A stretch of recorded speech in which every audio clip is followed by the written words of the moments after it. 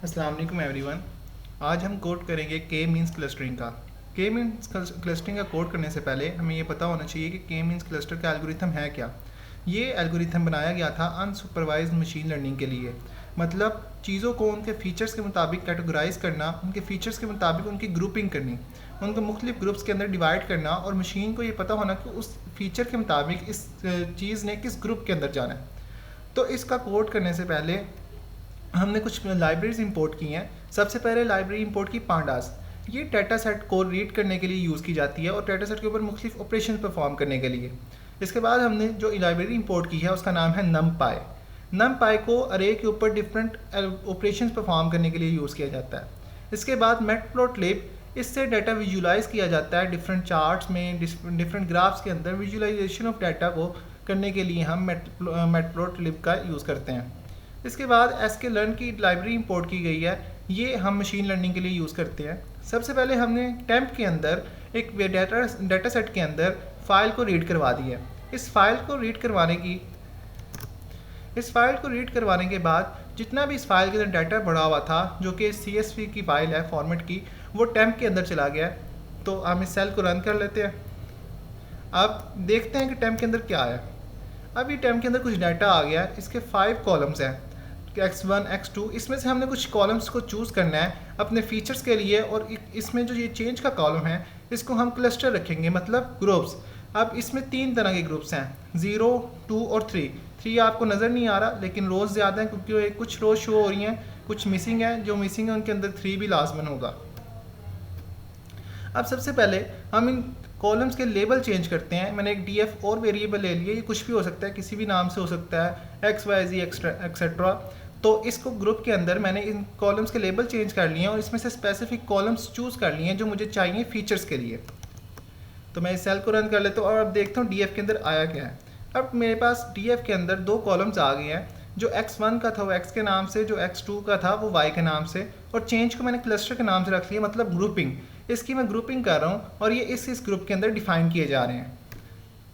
अब के means clustering के लिए जो सबसे पहला और इम्पोर्टेंट स्टेप होता है, हमें सेंट्रॉइड पॉइंट्स को निकालना होता है। सेंट्रॉइड पॉइंट्स पहली दफ़ा हम कोई भी रैंडमली चूज़ कर सकते हैं, क्योंकि हमारे पास 3 सेंट्रॉइड पॉइंट्स थे, 0, 1 और 2। तो उनको हमने सेंट्रॉइड पॉइंट्स देने के लिए x और y का मीन निकाल लिया हर आइट्रेशन के अंदर। 3 दफ़ा लूप चलाया ताकि सेंट्रॉइड्स कम्प्लीटली कवर हो सके, और उसके अंदर एक एम्प्टी अरे ली। एम्प्टी अरे के अंदर x और y का जो मीन निकलता है, मतलब इनकी एवरेज निकलती है, वो निकाल के अरे के अंदर इम्पेंड करवा ली, और अरे को बाद में सेंट्रॉइड्स को सेंट्रॉइड के अंदर अरे रखवा दी। तो इस सेल को भी रन कर लेते हैं। और नीचे मैंने माई सेंट्रॉइड्स का जो पॉइंट अरे बनाई थी, जिसके अंदर मैंने अरे रखवाई थी, जिसके अंदर सेंट्रॉइड पॉइंट्स थे, उसको मैं डिस्प्ले करवा लेता हूँ। अब ये हमारे पास 3 सेंट्रॉइड पॉइंट्स आ गए, ये x के लिए, ये y के लिए, ये फिर x के लिए, फिर y के लिए, इसी तरह 3 के लिए। अब मैं चाहता हूँ कि जो मेरा डाटा है, जो मेरा x y है, वो मैं अपना एक ग्राफ के ज़रिए प्लॉट करना चाहता हूँ। तो उसको मैंने प्लॉट कर लिया। अब इसमें मेरे पास 3 डिफरेंट कलर्स हैं, पर्पल, ब्लू और ऑरेंज। पर्पल एक ग्रुप के डाटा सेट को शो करवा रहा है, ब्लू एक अलग ग्रुप के, और येलो डिफरेंट ग्रुप के। लेकिन ये डाटा ऑर्गेनाइज वे के अंदर नहीं है, मिक्सिंग है, येलो, ब्लू, पर्पल, इनकी मिक्सिंग है। अब हमें इनको कैटेगराइज वे के अंदर करना है, ऑर्गेनाइज वे में करना है। तो उसके लिए मैं सबसे पहले देखूंगा कि जो मेरे ग्रुप्स हैं वो कहाँ कहाँ लाई कर रहे हैं। तो उसके लिए मैंने ये कलर दे दिया अपने ग्रुप्स को। 0 को मैंने ब्लू दे दिया, फर्स्ट क्लस्टर 1 क्लस्टर को ऑरेंज दे दिया, और 2 को सयान दे दिया। 3 दफ़ा लूप चलाया ताकि वो जो कलर्स हैं वो हर ग्रुप को मिल सकें। और उसके बाद मैंने एक ग्राफ शो करा दिया। अब इसमें ब्लू मुझे 0 को शो करवा रहा है, 1 ऑरेंज को, और 2 सयान को। इसके बाद मैं चाहता हूँ कि जिस इस ग्रुप के अंदर मेरे पास कौन सा डाटा पड़ा हुआ है मैं उसको रिप्रेजेंट करवा दूँ। तो मैं अपने ग्रुप्स को रिप्रेजेंट करवा रहा हूँ स्टैरिक से। ये देखें, ग्रुप्स रिप्रेजेंट हो गए मेरे स्टैरिक से। ये जो छोटा सा स्टार नज़र आ रहा है आपको ब्लू कलर में, ये रेड स्टार, और ये सियान कलर के अंदर स्टार। अब इस ग्रुप के करीब करीब ये डाटा पड़ा है, इसके करीब करीब ये पड़ा हुआ है, और ये ब्लू के करीब करीब ये डाटा पड़ा हुआ है। मैं चाहता हूँ कि एक ऑर्गेनाइज वे के अंदर हो जाए, इनकी ग्रुपिंग अलग-अलग हो जाए, ये मिक्सिंग ख़त्म हो जाए इसके अंदर से। तो इसके लिए सबसे पहले मुझे जो काम करना पड़ेगा वो डिस्टेंस फार्मूला लगाना पड़ेगा। डिस्टेंस फार्मूला हमें ये बताता है कि इस ग्रुप का इस फीचर के साथ डिस्टेंस कितना है। तो जो सबसे कम डिस्टेंस वाला होगा वो उस ग्रुप के अंदर, वो फीचर उस ग्रुप के अंदर चला जाएगा। मिसाल के तौर पे यहाँ पे एक फार्मूला लिखा जाता है, मैं लिख देता हूँ।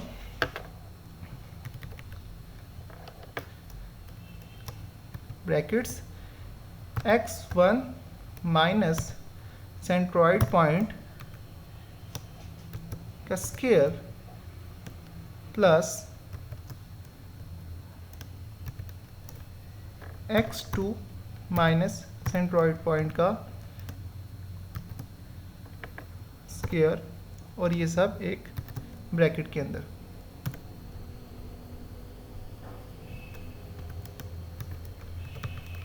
अब मैंने इस जो असाइनमेंट का एक फंक्शन बनाया और इसके अंदर कुछ भी नहीं किया, सिर्फ डिस्टेंस फाइंड किया है और कुछ कॉलम्स को डाटा के अंदर ऐड कर दिया। जैसा कि मैंने सबसे पहले कॉलम रखा डिस्टेंस फ्रॉम पॉइंट, फॉर्मेट आई का मतलब है कि आयत की ज़ीरो, मतलब डिस्टेंस फ्रॉम सेंट्रॉइड ज़ीरो वाले ग्रुप का कितना डिस्टेंस है वो फाइंड करने के लिए मैंने यही फार्मूला उसको इम्प्लीमेंट कर दिया कोड के अंदर। और उसके बाद एक नियरेस्ट का कॉलम बनाया। नियरेस्ट का कॉलम मुझे बताता है कि ये वाला जो फीचर है ये इस सेंट्रॉइड पॉइंट से कितने करीब है। और इसी तरह कलर्स के अंदर मैंने डिफाइन कर दिया उसको कि वो कौन से कलर के अंदर लाई करता है। मतलब 0 को जो मैंने कलर दिया था और 1 को ऑरेंज और 2 को सियान दिया था, ये इन कलर्स के अंदर डिफाइन कर रहा है इस कॉलम के अंदर। तो मैं इस फंक्शन को चला लेता हूँ। उसके बाद इस फंक्शन को मैंने असाइनमेंट कॉल किया है, अपने जो पैरामीटर्स दिए हैं इस फंक्शन को, सेंट्रॉइड पॉइंट और अपना डाटा सेट। तो इसको करने के बाद ओह एरर इसलिए आ गया कि यहाँ पे मैंने इसको कमेंट आउट नहीं किया, तो मैं इसको कमेंट आउट कर देता हूँ और दोबारा इसको इम्प्लीमेंट करता हूँ। हाँ, एरर रिमूव हो गया। अब मैं देखता हूँ कि मेरे पास डीएफ के अंदर क्या पड़ा है। अभी कुछ कॉलम इसके अंदर ऐड हो गए हैं जो मुझे बता रहे हैं कि डिस्टेंस किस ग्रुप का किसके साथ कितना है। जैसे इसका इस फीचर का, इन दोनों फीचर्स का 0 ग्रुप के साथ डिस्टेंस ये है, 1 के साथ ये है और 2 के साथ ये है। क्योंकि डिस्टेंस सबसे कम 0 के साथ था इसलिए इसका नियरेस्ट 0 है और इसका कलर ब्लू। अब डाटा ऑर्गेनाइज फॉर्म के अंदर आना शुरू हो गया। जैसे कि मैं अब आपको ये इसका 50th रो तक दिखाता हूँ मज़ीद डाटा। तो ये नियरेस्ट चेंज हो गया, मतलब ये ग्रुप्स के अंदर डिवाइड हो गया है सारा डाटा कि 1 के अंदर कौन सा जाना चाहिए, 0 के अंदर कौन सा जाना चाहिए। लेकिन अब इस काम को हमें बार बार रिपीट करना है। क्यों रिपीट करना है? इसलिए रिपीट करना है ताकि हमारे पास डाटा ऑर्गेनाइज मज़ीद हो जाए। तब तक वो रिपीट करते जाना है जब तक 2 सेंट्रॉइड पॉइंट्स जो एक के बाद दूसरा लिया है वो सेम ना आ जाए।